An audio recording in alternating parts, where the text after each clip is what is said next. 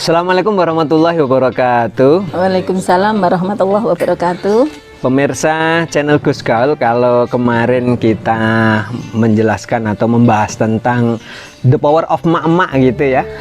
Kali ini kita akan membahas tentang bagaimana peran bapak dalam kehidupan rumah tangga gitu ya. Sehingga di sini dibahas Abu Kasyafiq bahwa bapak kita itu ternyata sangat mencintai anak-anaknya gitu ya.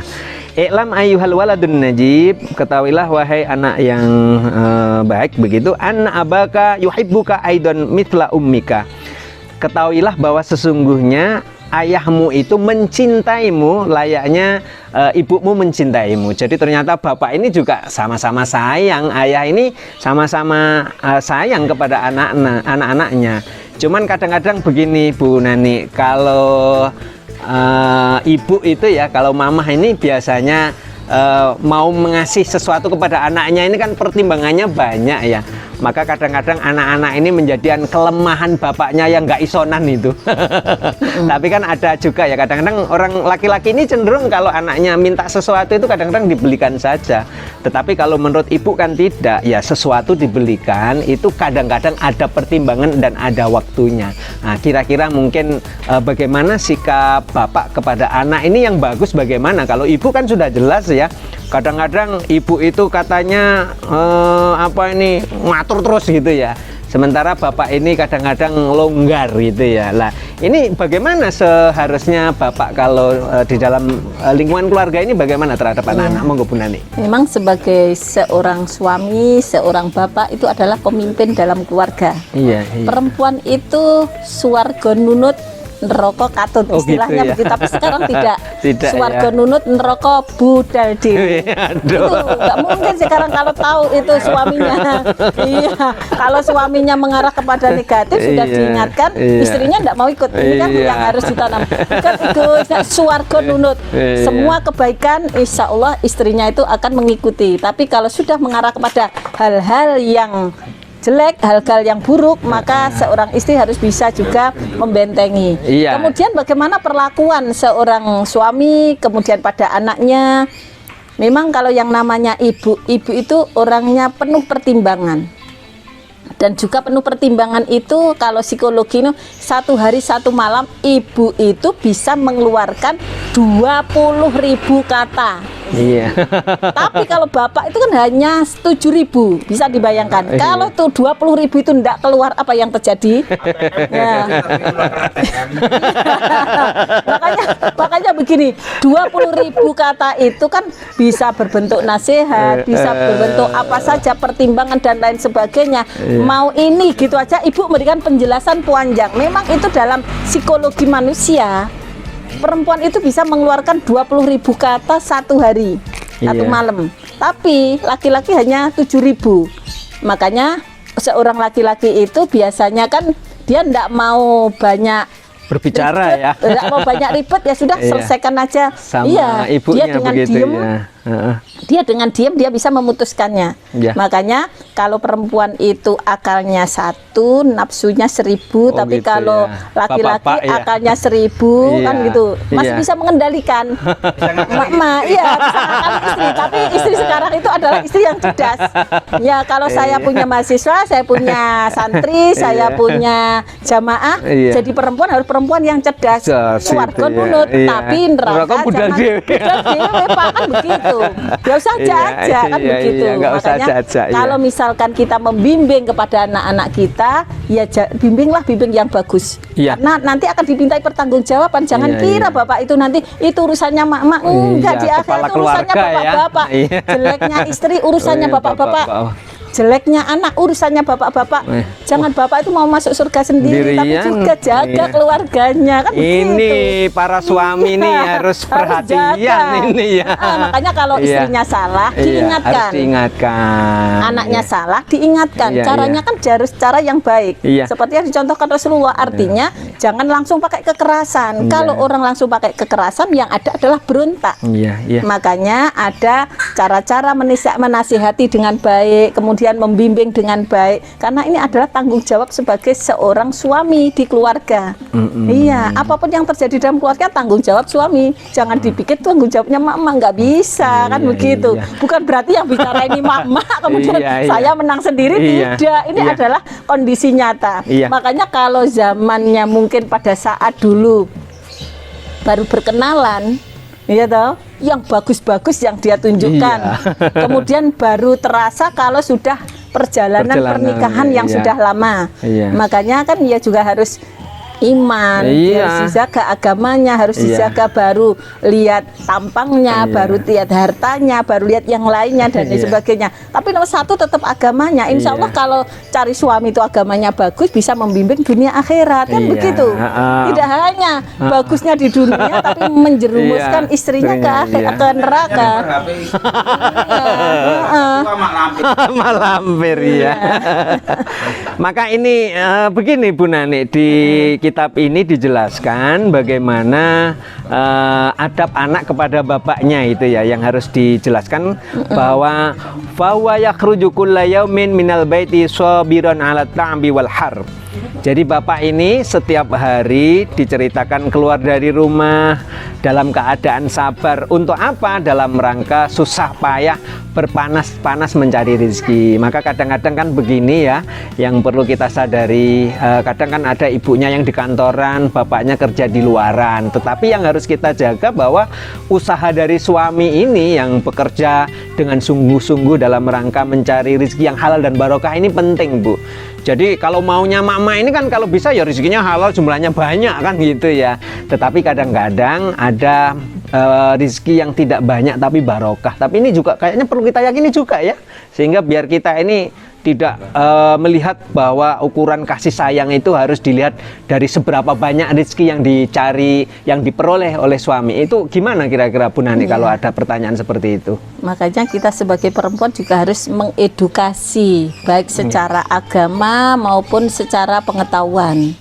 Secara agama memang semuanya yang gemerlapnya dunia itu adalah perhiasan. Iya, orang memandang perhiasan dunia. Iya. Dunia itu kan, makanya perempuan itu kan gambarnya kan semuanya bagus, nampak indah. Iya, nampak indah ya. Tapi di dalamnya kadang-kadang harus diedukasi ya. Iya, makanya harus diedukasi secara agama, secara pengetahuan. Ya, perempuan yang bagus, makanya perhiasan dunia yang paling bagus adalah perempuan yang solihah. Perempuan yang solihah itu yang mau sholat 5 waktu. Kalau bapak-bapak nanti misalkan memperhatikan istrinya tidak mau sholat 5 waktu, ya berarti kan harus tanggung jawab bapak-bapak untuk menyelamatkan istrinya. Iya. Ya, yang kedua, diedukasi. Tidak mudah dikit-dikit ditukar tambah. Bisa. Emangnya kendaraannya.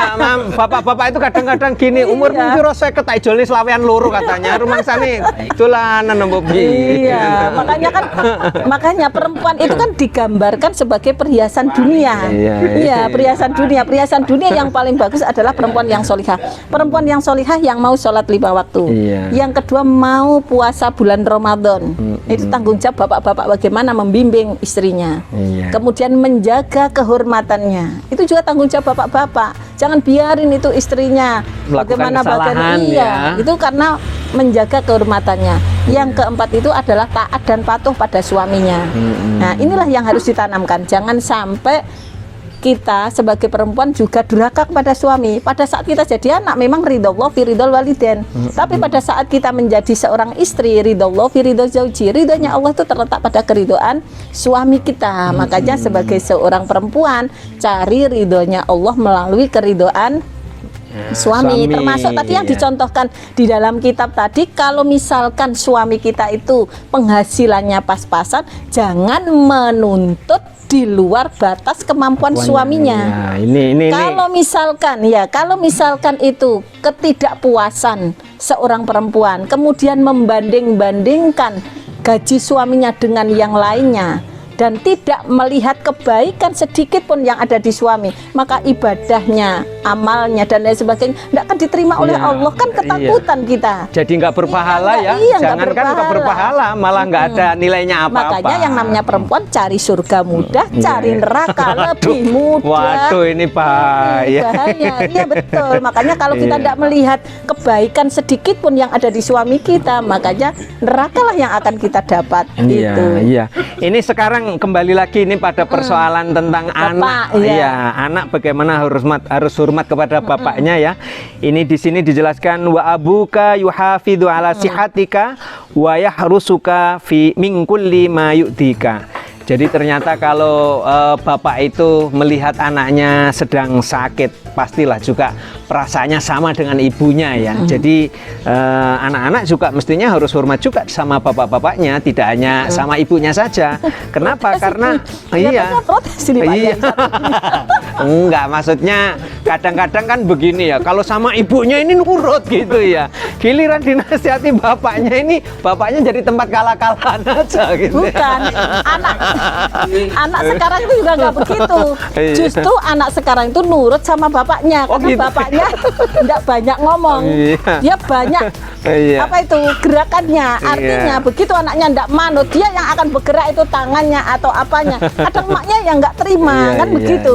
Makanya sebagai bapak ini bagaimana bisa membimbing anak-anaknya bisa selamat dunia akhirat. Begitu juga sebagai anak berbakti pada orang tua. Orang tua itu dua, bapak dan ibu. Tidak hanya bapak, tidak hanya ibu, karena memang bapak itu punya tanggung jawab dunia akhirat. Artinya tidak hanya menyelamatkan kita di akhirat saja, tetapi dia harus bisa menyelamatkan tanggung jawab di dunia. Memberikan nafkah, memberikan sekolahnya, pendidikannya dan lain sebagainya. Maka disinilah bapak itu punya tanggung jawab dua. Makanya tetap kita sebagai anak menghormati bapak sama dengan menghormati ibu. Jangan bapak disia-siakan, enggak. Tapi anak itu justru takutnya pada bapak, sama emaknya enggak takut. Gitu ya. Tapi generasi zaman now ini kadang-kadang kebalik-balik ini. Kalau sama bapaknya itu kadang-kadang malah nggak ada takutnya, dia lebih takut kepada ibunya. Karena apa? Kalau bapaknya kan ya itu tadi ngomongnya sedikit-sedikit, jadi tidak terlalu banyak. Tapi kalau ibunya kalau ada apa-apa belum ini kan itu ya. Akhirnya bapaklah tempat untuk meminta, bapak tempat untuk biasanya kalau lagi banyak hajat itu tidak ke ibunya, karena biasanya ibu ini kan perhitungan ya. Tapi takutnya pada bapak. Kalau bapaknya marah dia akan ketakutan. Tapi ibunya marah, seberapa pun dia nggak akan takut. Gitu. Tapi biasanya minta juga ke ibunya, beraninya sama ibunya. Ya. Makanya justru generasi milenial zaman sekarang ini ya harus kita luruskan, orang tua itu sama dengan orang tua, yaitu bapak, dan orang tua itu ibu kandung. Jadi bapak kandung, ibu kandung itu adalah orang tua kita, sama perlakuannya. Jangan durhaka satu-satunya. Kalau mengasihi ya kasihi dua-duanya. Sayangi dua-duanya. Ini dijelaskan juga di sini wa abuka yufakiru kulla waktin, bahwa ternyata ayah kita itu selalu loh memikirkan tentang nasib kita ya, fi sya'nin tarbiyatika. Jadi bapak itu memikirkan nanti kalau setelah selesai dari TK mau ke sekolah kemana, ya, kan itu ya. Tanggung jawab bapak di dunia.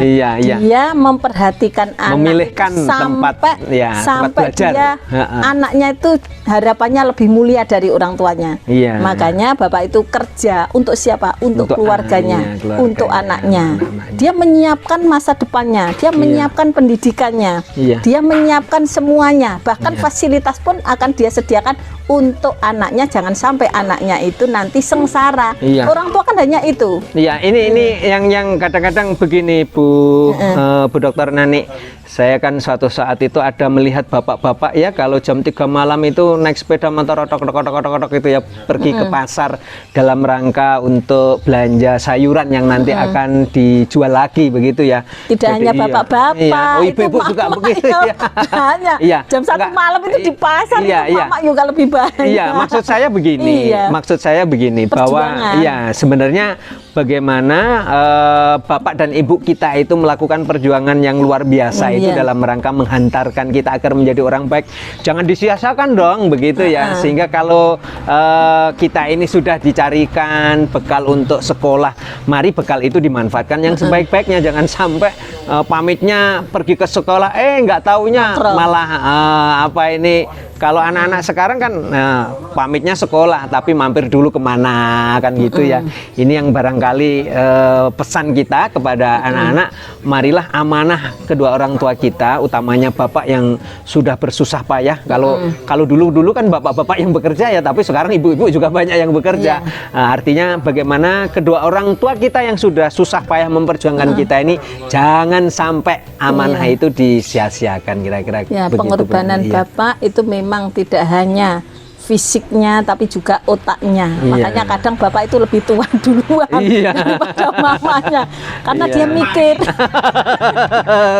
Karena dia mikirnya itu mikir semuanya dia pikirkan. Iya. Jangan sampai keluarganya itu kekurangan. Iya. Termasuk jangan sampai anaknya itu kekurangan. Iya, Makanya di sini anak harus tahu diri judulnya. Iya, Anak iya, harus tahu diri. Jangan Bagaimana perjuangan bapak, perjuangan Ibu. ibu dalam mencari rizki itu juga harus kita perhatikan. Artinya kalau orang tua sudah susah payah mencari nafkah, mencari rizki untuk sekolah anaknya, ya anak-anak harus sekolah dengan cara yang bagus. Baik, iya. Sekolah sesuai dengan amanahnya orang tua.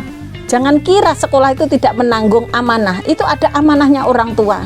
Orang tua susah payah, orang tua mencari rizki, jungkir balik, istilahnya kepala untuk kaki, Kaki. kaki untuk kepala, Kepala, iya. kan begitu. Iya. Itu demi masa depan Depan anaknya. anaknya. Makanya remaja dimanapun berada, bagaimanapun kondisi orang tua kita, hargai mereka, hormati mereka. Jasa mereka tidak bisa kita bayar dengan uang kita, dan mereka tidak butuh balasan dari anak-anaknya. Iya. Makanya tunaikan amanahnya. Pada saat kita belajar, ya belajar dengan cara yang baik. Sungguh-sungguh. Buktikan bahwa kita nanti juga bisa mampu untuk bisa memelihara orang tua, membahagiakan yang Iya. lebih baik saat sekarang ini. Iya. Makanya jadikan pintu surga orang tua kita, hormati mereka, jaga mereka, doakan mereka. Iya. Perjuangan mereka tidak sulit. Iya, iya. Hidup dan mati itu sudah Hal yang biasa hal yang dipertaruhkan. biasa. Karena apa, saat dia berjuang mencari rizki, tidak hanya fisiknya, dia sakit pun tidak akan dia tunjukkan ke anak. iya. Kalau anak sudah meminta,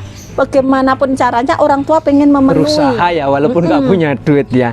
Makanya anak harus tahu diri. Judulnya harus anak harus tahu diri di sini. Iya, iya. Iya, bagaimana perjuangan orang. Iya, kalau orang tuanya itu berada, Iya. anaknya borju, ngono ya. Iya, anaknya orang borju itu kan tinggal mah pah. Dia Iya. bisa dipegangi ATM. Iya. Tapi kalau orang tuanya yang susah payah kerjanya mati-matian demi anaknya, maka anak harus tahu diri. Bagaimana membalas budi orang tuanya. Iya. Bagaimana dia harus mengabdi orang tuanya, bagaimana dia memuliakan, bahkan harapannya pengen membahagiakan dia kelak nanti pada saat mereka sudah tua. Itu yang harus kita pikirkan sebagai Iya. seorang anak. Makanya di sini dijelaskan ini Bu Nani, wa alla tukallifa abaka antastariyalaka syai'an minal asya'i. Nah, oleh karena itu sebagai anak janganlah kita ini memberikan beban kepada orang tua untuk membelikan sesuatu yang bapak kita ini sebenarnya tidak mampu. Itu ya, ini maka Ya. kalau nggak, misalnya anak pengen HP-nya baru atau sepeda motornya baru, ya jangan maksalah, kira-kira mungkin kita menyampaikan keinginan itu harus dengan cara yang baik. Iya. Jangan kemudian Makanya jadi anak iya. harus tahu diri. Iya, harus tahu bagaimana diri tadi ya. kemampuan orang tua. Iya. Kalau orang tuanya sekiranya itu tidak mampu membelikan, mereka harus lebih sabar. Iya, Ya, lebih menerima. lebih menerima. Makanya sebagai anak, kalau kita bergaul, bergaullah cara yang bagus. Iya, iya. Jangan bergaul dengan orang-orang yang tidak, yang jauh Iya. lebih bagus dari Iya, kita. iya. Artinya kalau untuk kebaikan, oke, kita harus berteman dengan orang-orang yang lebih iya, bagus dari siapapun kita. ya, kira-kira Iya, begitu ya. tetapi kalau misalkan untuk hura-hura dan lain sebagainya, Iya. lebih baik kita harus sadar diri. Iya, harus menghindari Dengan ya. siapa. Paling Harus tidak kan biar kita Iya. tahu diri, tahu kondisi orang tua, dan kita bisa memposisikan. Tuntutan Iya. kita tidak sama dengan tuntutan mereka, dan kemampuan orang tua saya juga tidak sama kemampuan orang tua mereka. Iya. Maka anak sekarang inilah yang harus kita pahamkan. Iya. Karena mereka menuntut harus beli HP yang baru ada yang baru. Iya, dia ada yang Iya. baru, dia minta Pokoknya lagi. setiap ada yang baru minta. Ada sepeda motor yang baru, dia minta minta. lagi, ya. Terus kemudian temannya dia pakai mobil, dia Minta ya, mobil. bisa-bisa bapaknya mati mendadak itu. Iya, bahaya. Makanya Iya, kalau iya. anak sekarang Iya. itu kena Iya, stroke itu iya, karena iya. apa? Minta di luar kemampuan orang tua. Iya. Makanya jadilah anak-anak yang bisa menerima. Iya, terakhir begini Bu Nani, ini ada kalimat yang menarik untuk kita garis bawahi. Faida ardoita walidaika radiyanka rabbuk, kan gitu ya. Apabila kedua orang tua kita ini ridho kepada kita, maka Allah akan ridho kepada kita. Oleh karena itu, mari di dalam menjalani kehidupan ini, Bapak kita yang sudah berjuang habis-habisan untuk kemuliaan kita taati sehingga bagaimana kita mendapatkan kebahagiaan dunia akhirat. Amin, Kira-kira itu. ya Mari kita Rabbal berdoa Alamin. bersama-sama. Mudah-mudahan orang tua kita diberikan kesehatan panjang umur sehingga kita bisa selamat sampai dunia akhirat. Bismillahirrahmanirrahim. Allahumma sholli ala sayyidina Muhammad wa ala ali sayyidina Muhammad walhamdulillahirabbil alamin. Hamdan yuwafi ni'amahu wa yukafi mazidah. Ya Rabbana lakal hamdu kama yanbaghi li jalali wajhikal karim wa 'azimi sultanik. Allahumma sholli ala sayyidina Muhammadin al-fatih lima ughliq wal khatim lima sabaq nasiril haq bil haq wal hadi ila siratikal mustaqim wa ala alihi haqqa qadrihi wa miqdarihil azim. Allahumma innaka afuwwun karim tuhibbul 'afwa fa'fu anna ya karim. Allahumma inna nas'aluka ridhaka wal jannah wa na'udzubika min sakhatika wan nar. Rabbana dhalamna anfusana wa illam taghfir lana wa tarhamna lanakunanna minal khasirin. Rabbana ighfir lana wa liwalidina wa limusaratina wa li ajdadina wa jududina wa jami'il muslimin wal muslimat wal mu'minina wal mu'minat al ahya'i minhum wal amwat. Rabbana atina fid dunya hasanah wa fil akhirati hasanah wa qina adzabannar. Wa sallallahu ala sayyidina Muhammadin nabiyil ummi wa ala alihi wa sahbihi wa barik wa sallim walhamdulillahi rabbil alamin.